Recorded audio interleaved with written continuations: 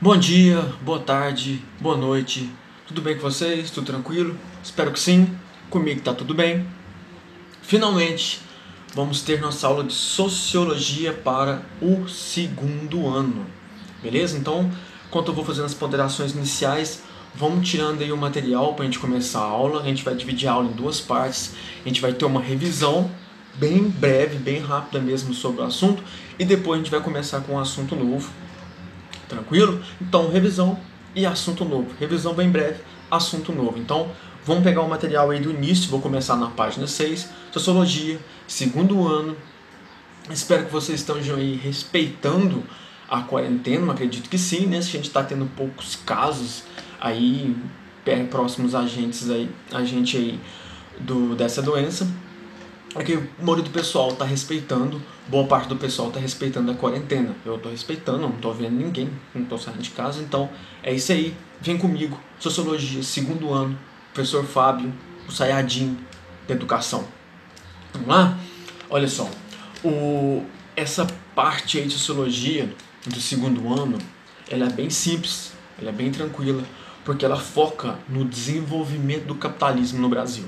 Beleza? E os desdobramentos sociais que esse capitalismo no Brasil vem a causar. Então, bem tranquilo, rola muito uma questão interdisciplinar com história. Então é bem fácil de entender, porque ele vai contextualizando o assunto com a história, sociologia, com a história do Brasil. Então é bem tranquilo, é bem fácil vocês entenderem. Eu já vou começando aí. O material de vocês divide esse assunto em três partes. A gente vai ter a emergência e expansão do capitalismo moderno, emergência e expansão do capitalismo competitivo, emergência e expansão do capitalismo monopolista ou financeiro, que seria o modelo de capitalismo atual. Tranquilo? Bem de boa, divide em três partes, contextualizando com a história do Brasil. Então a gente retoma o antigo para aprender o novo, entendeu? A questão de contextualizar é mais ou menos isso aí. É bem tranquilo, bem simples. Vocês vão entender tudo certinho. Primeiro momento que a gente tem aqui é contextualizando esse Brasil colonial, esse Brasil pré-colônia e esse Brasil colonial. Então a gente vai ter a chegada dos portugueses aqui no Brasil e como o capitalismo assim foi se desenvolvendo, né? Porque a extração das matérias, dos produtos que existiam no Brasil pelos índios não tinha um valor rentável, para os portugueses já tinham. Então já tem um início do capitalismo aí no Brasil pré-colonial e Brasil colônia. Então o material vai trazer para a gente alguns que a gente chama de ciclos, né? Não usa mais falar ciclos porque parece que um vai terminando, o outro vai acabando, mas na verdade eles foram coexistindo. Por exemplo, a atividade econômica como pau-brasil foi a primeira atividade econômica desenvolvida pelos portugueses no Brasil. Eles encontraram um ouro de início, então começaram a extração de pau-brasil e tinha aquela interação com os indígenas, que foi muito forte, que é um assunto muito importante, que cabe até outro vídeo, né, essa interação dos portugueses com os brasileiros. Então o pau-brasil com os indígenas brasileiros. O pau-brasil tinha começou a ter um valor, né, começou a ter a gerar lucro para os portugueses começaram como eu posso falar, a usar a mão de obra indígena para a extração desse pau-brasil, né, que servia para tintura, para tecido, enfim. Então a gente vai ter um resultado disso, uma visão, infelizmente, eurocêntrica e etnocêntrica em relação ao nosso indígena, que ele era muito inocente, bobinho, que aceitou essa história toda, que trocou o nosso pau-brasil a troco de espelho. Não é bem assim. Isso é uma visão até preconceituosa. E a última coisa que a gente quer e que o indígena brasileiro precisa é do seu preconceito, do meu preconceito e do preconceito da própria sociedade brasileira, não é mesmo? Então a Estação de Pau-Brasil também teve isso, tem um respaldo sociológico muito forte. O próximo momento vai ser a cana-de-açúcar. Precisava se colonizar o Brasil, mostrar quem estava colonizando o Brasil, então os portugueses vão implementar a produção de cana-de-açúcar e dando início então à colonização, ao processo de colonização.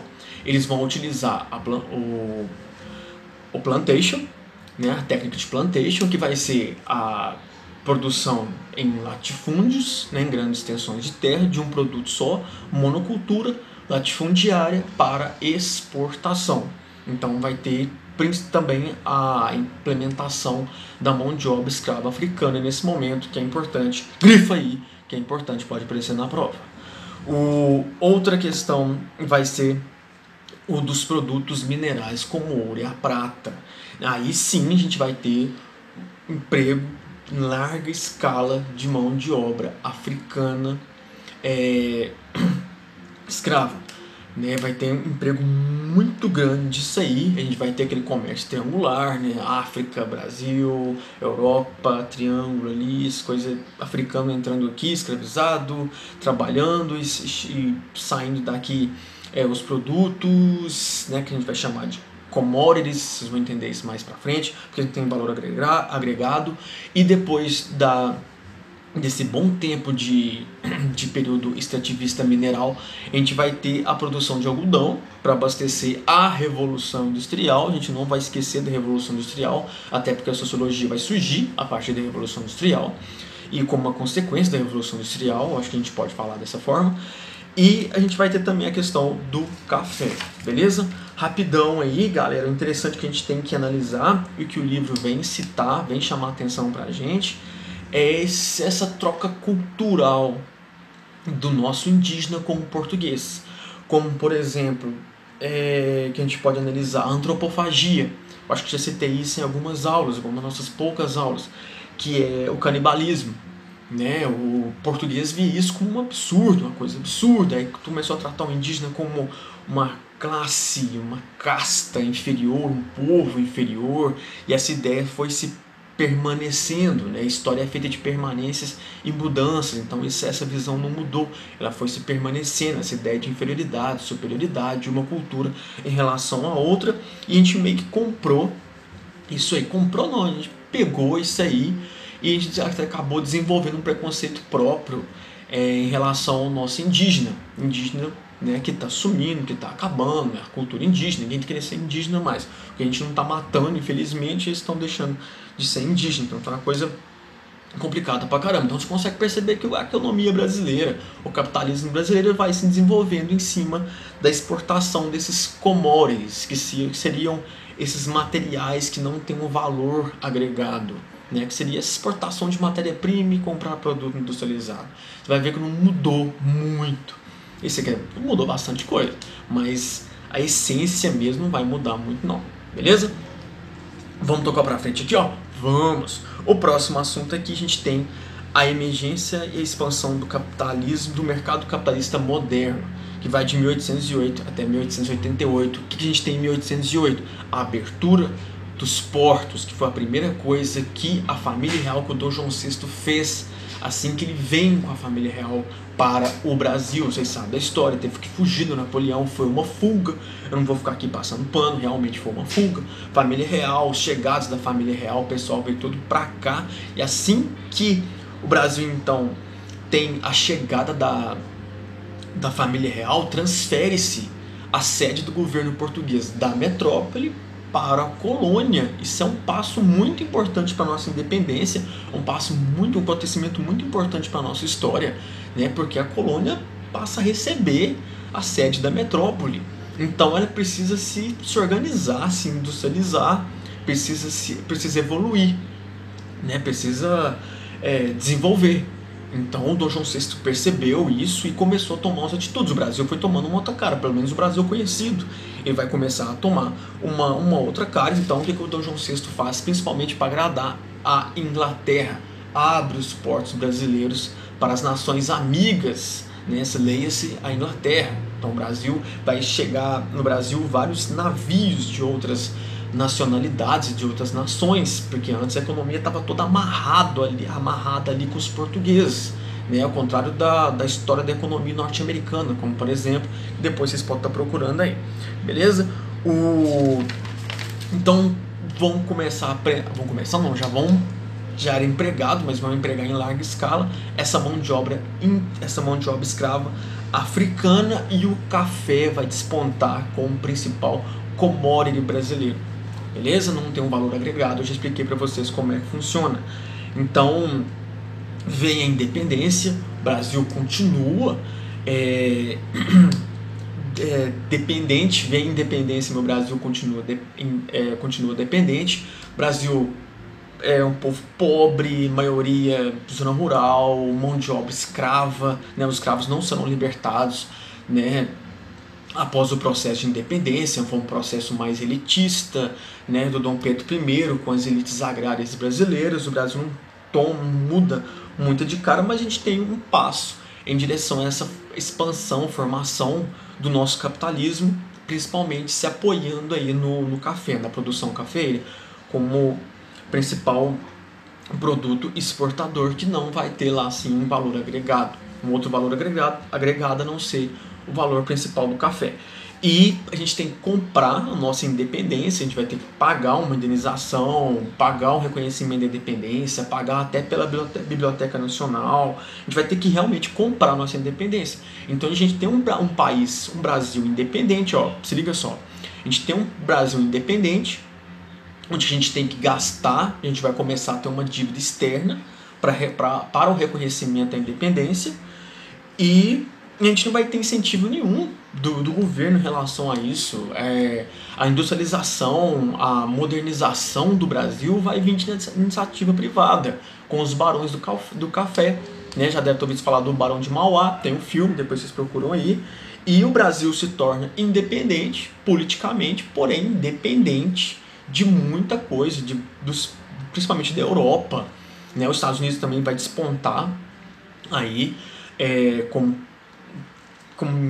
potência e tal. A gente vai começar a ter uma certa ligação com os Estados Unidos aí, que existe até hoje. Então o Brasil, independente politicamente, porém muito dependente economicamente. Nosso capitalismo ainda está engatinhando ainda, até porque a gente exportava, né, produtos lá para fora e tal, mas aqui dentro a gente é totalmente arcaico. Um modelo de produção totalmente arcaico, plantation, que eu expliquei para vocês alguns minutinhos lá atrás. Então, olha só, o Brasil é cheio de singularidades, cheio de particularidades, entendeu? Não dá para ficar comparando só por simplesmente comparar e ficar degradando a nossa história, a nossa economia e tal. A gente tem que parar com essa síndrome de vira-lata. Tá, que as outras nações são melhores que a gente, então o nosso país é cheio de particularidades, entendeu? Então, um exemplo, a independência é feita por um português, tá? Um outro exemplo, independente politicamente, dependente economicamente. Um outro exemplo, a gente já toma um caráter capitalista de mercado, mas de produção totalmente feudal, dando porrada em escravo aqui dentro, muito caverna, né, mano? Muito primitivo ainda. Então, eu já estou aqui na página 11, né? O nosso modelo capitalista ele é mundial, porém, né, desenvolvido, exportação e tal, mas porém aqui dentro a gente está totalmente subdesenvolvido, totalmente, que é esse modelo escravista, plantation, então quanto vários outros países nessa época aí, alguns anos depois da nossa independência, 1850, já estava abolindo a escravidão, aí via que a escravidão não era um negócio legal para o capitalismo. Outra coisa interessante também que a gente vai ter esse lance da desigualdade social muito forte, principalmente com a lei de terras de 1850, né? Que o Brasil antes foi doado. O Brasil tá afim, quer tentar prosperar no Brasil, a gente vai doar para você um lote de terras. Isso aconteceu no início, com as capitanias hereditárias, vocês sabem como é que é. E a partir de 1850 o Brasil vai ter que ser, agora as terras brasileiras vão ter que ser compradas. Então isso vai retirar ali os imigrantes da participação dessa distribuição de terras, escravos, ex-escravos, a população livre, pobre, vai ficar excluída desse processo de distribuição das terras brasileiras. Então vai ser limitado só a quem pode pagar por essa terra. E terra, até hoje, é sinônimo de riqueza, né? Tem guerras acontecendo, principalmente por causa de território. Então é necessário a gente entender que nesse momento histórico, aí pós-independência, século XIX, a gente vai ter a elite agrária se consolidando. Não esqueça disso, está no final da página 11, risca aí, Anota aí, elite agrária no Brasil se consolidando nesse momento histórico. Então, essa elite agrária vai fazer o possível para o povão não participar de nada, principalmente da política e da economia. Beleza? Vai ficar até essa desigualdade social forte explicada aí, nesse momento aí. Beleza? E depois a gente tem a expansão do capitalismo competitivo, a consolidação da vida urbana. A gente vai ter o fim da escravidão em 1888, né, que não foi uma coisa bacana. Não dá para ficar comemorando muito o fim da escravidão, porque não teve políticas assistenciais, o negro ficou largado à própria sorte, a Deus dará. O governo não teve a Lei Áurea, porém não teve nenhuma lei que vai amparar esse negro livre a partir de 1888, desculpa, e também em 1889, então vai cair também a monarquia. A escravidão vai caindo e vai puxando a monarquia também para baixo. A gente vai ter o advento da república. Uma coisa que eu queria salientar rapidinho é a escravidão, o fim da escravidão foi bem lento e bem gradual.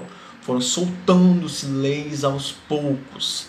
Tá? E como eu falei, não dá para comemorar. Primeiro, porque não teve leis, não teve uma assistência ao negro liberto, ao escravo liberto, e a escravidão acabou para atender as necessidades do capitalismo que estava despontando aí, que já estava com força, muita força na Europa, né? Já tinha chegado aos Estados Unidos e já estava chegando aqui no Brasil com muita força também. Então, a escravidão não era mais lucrativa para esse novo modelo econômico, que é esse capitalismo competitivo, beleza?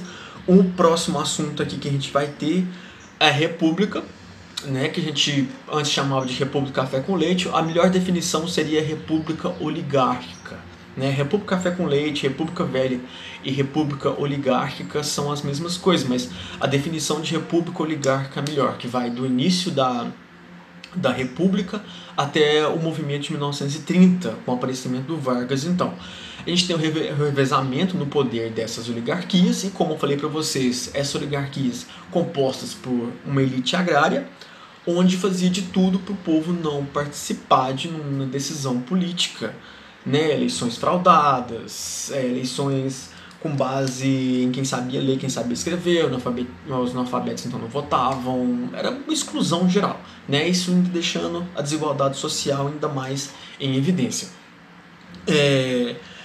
No caso, a gente tem então o Brasil se estruturando de uma forma, uma economia capitalista, mas mantendo relações arcaicas internas, entendeu? A gente tinha um modelo capitalista já se consolidando e tentando acompanhar o capitalismo mundial, mas aqui dentro a gente estava com política muito arcaica, desigualdade social muito forte. Esse capitalismo no Brasil era para quem? Gerava riqueza, gerava renda para quem?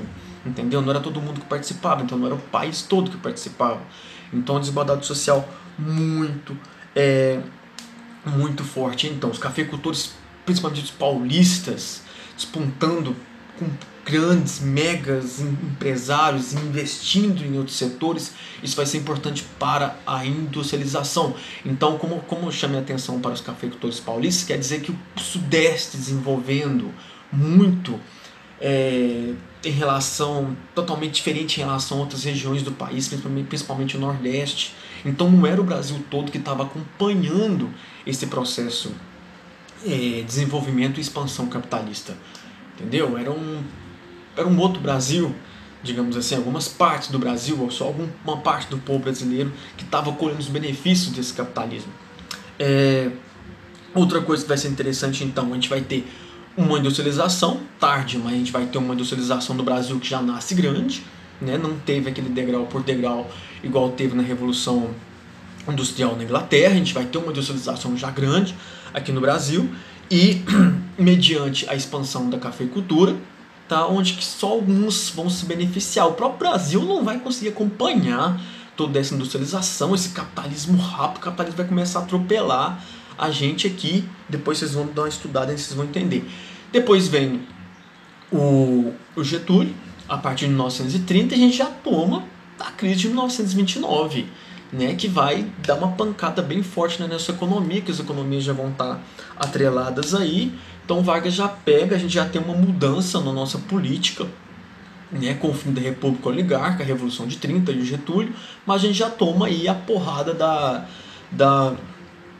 crise de 1929, que vai afetar muito a questão do café. Então o Brasil tem que ficar mais dinâmico em relação à nossa economia. Aí vem o Vargas, vem CLT, né, que serviu mais para tentar acalmar aquela briga entre patrão e empregado. Foi uma conquista do povo, não foi uma conquista do governo. A CLT, o alcance de direitos, e a gente tem a consolidação da vida urbana. Lógico, muita gente ainda vivendo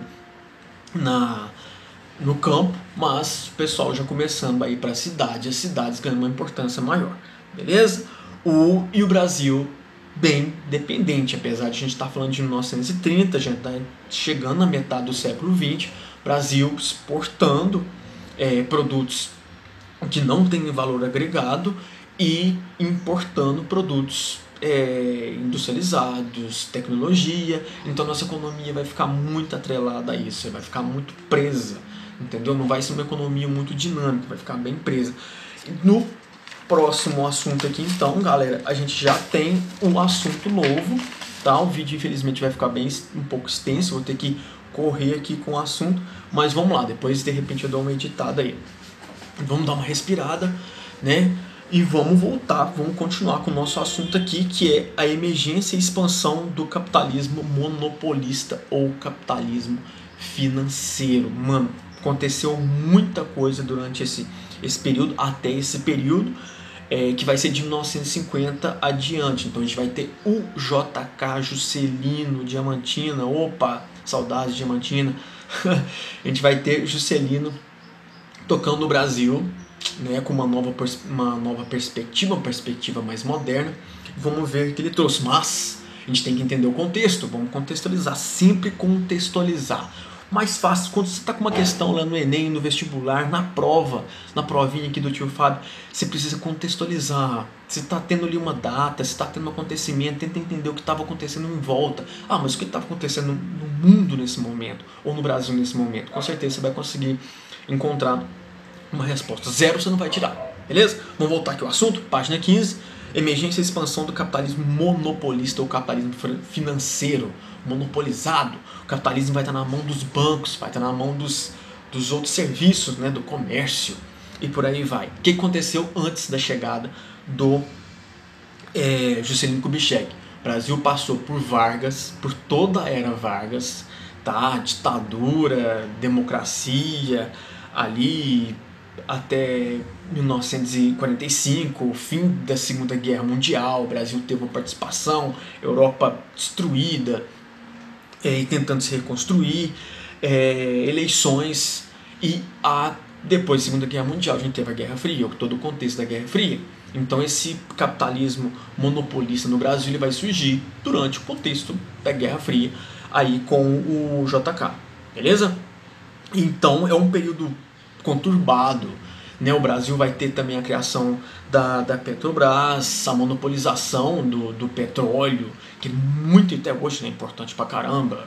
Os Estados Unidos mata e morre por causa de petróleo. Então a Petrobras vai ter o monopólio do refino e comércio do petróleo aqui no Brasil até 1997, e o JK vai trazer, com o slogan 50 anos em 5, a questão da indústria automobilística.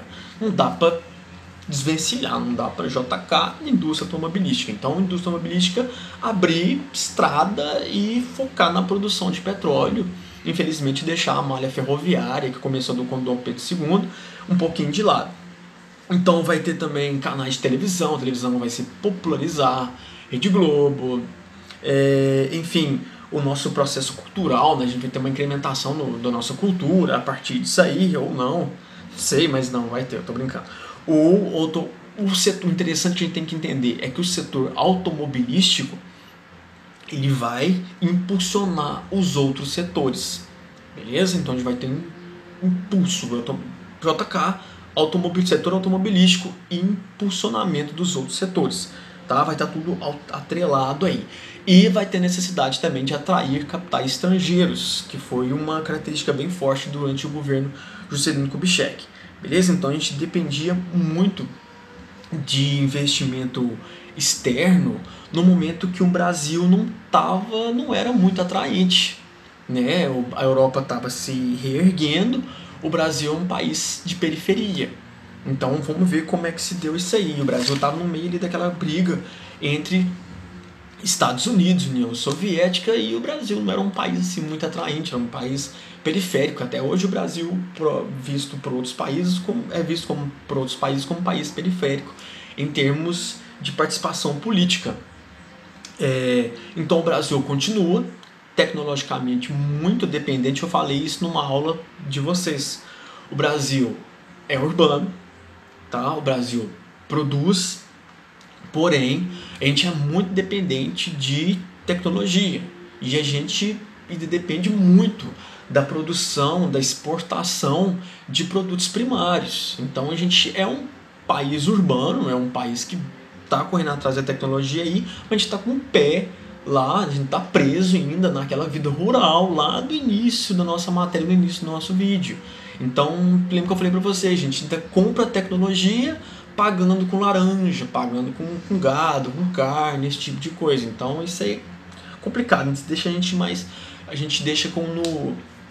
a gente fica no papel de país dominado, não um país dominante, apesar de que a gente tem uma economia dominante aqui na América do Sul, no Mercosul, mas em relação a se a gente aqui na América do Sul a gente é liderança, a gente não é nem um pouco liderança no mundo afora, beleza? Então a gente compra tecnologia, a gente é dependente ainda de tecnologia e paga essa tecnologia como eu falei para vocês, com commodities, né? Como laranja, café, boi e por aí vai, beleza?